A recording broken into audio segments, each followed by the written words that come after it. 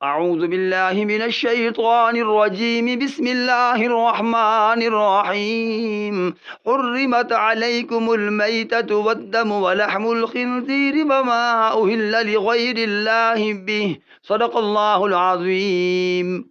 اللہ رب العالمین نے قرآن کریم میں غلیظ، نجس، ناپاک چیزوں کا بھی ہمیں علم دیا ہے، اور حلال، پاکیزہ، ستھری چیزوں کا بھی ہمیں علم دیا ہے۔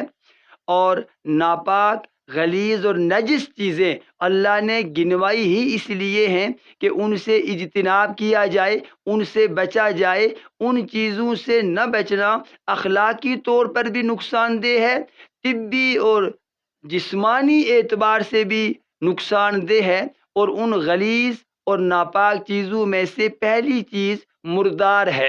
حرمت علیکم المیتۃ، اللہ فرماتے ہیں کہ ایمان والو، آپ پر مردار کو حرام کر دیا گیا ہے۔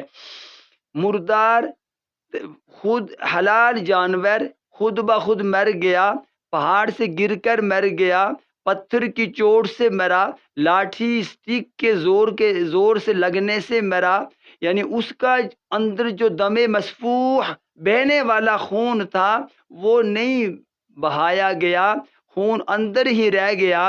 اب اس کا استعمال، اس کا کھانا، اس کی ہڈیاں، اس کے جسم کی کسی چیز کا استعمال بھی جائز نہیں، حلال نہیں، اور اس کے نقصان ہی نقصانات ہیں۔ اب مردار ایک تو حرام ہے اس کا استعمال، دوسرا یہ نجس ہے، غلیظ ہے۔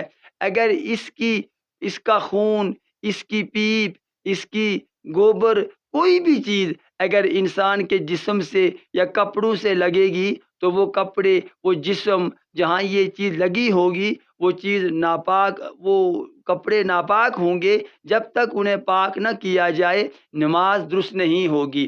اور نماز کی جہاں اور بہت سی شرائط ہیں، وَثِيَابَكَ فَطَّهِّرْ، ایک شرط کپڑوں کا پاک ہونا، جسم کا پاک ہونا، جگہ کا پاک ہونا بھی شرط ہے۔ رب العالمین نے حضور اکرم علیہ الصلوۃ والسلام کو حکم دیا، وَثِيَابَكَ فَطَّهِّرْ، اے میرے نبی صلی اللہ علیہ وسلم اپنے کپڑوں کو خوب پاک کر لیجئے۔ آخری گزارش، پاکیزگی اور چیز ہے، صفائی اور چیز ہے۔ ہم نے مادیت کے اس دور میں صفائی کو پاکیزگی سمجھ لیا ہے۔ ایک ڈرم پانی میں اگر ایک قطرہ شراب کا پڑ جائے تو دیکھنے میں پانی صاف ہے، اس سے دھلے ہوئے کپڑے صاف تو ہوں گے لیکن پاک نہیں ہوں گے۔ پاکیزگی ہوگی پاک پانی سے، طاہر پانی سے۔ اور حضور اکرم علیہ الصلوۃ والسلام نے فرمایا، الطہور شطر الایمان، کہ پاکیزگی نصف ایمان ہے، صرف صفائی نصف ایمان نہیں۔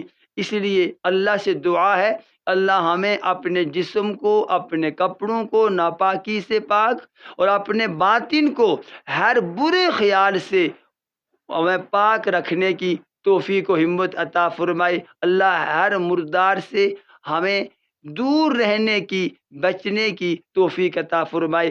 آمین ثم آمین۔ وما علی الا البلاغ المبین۔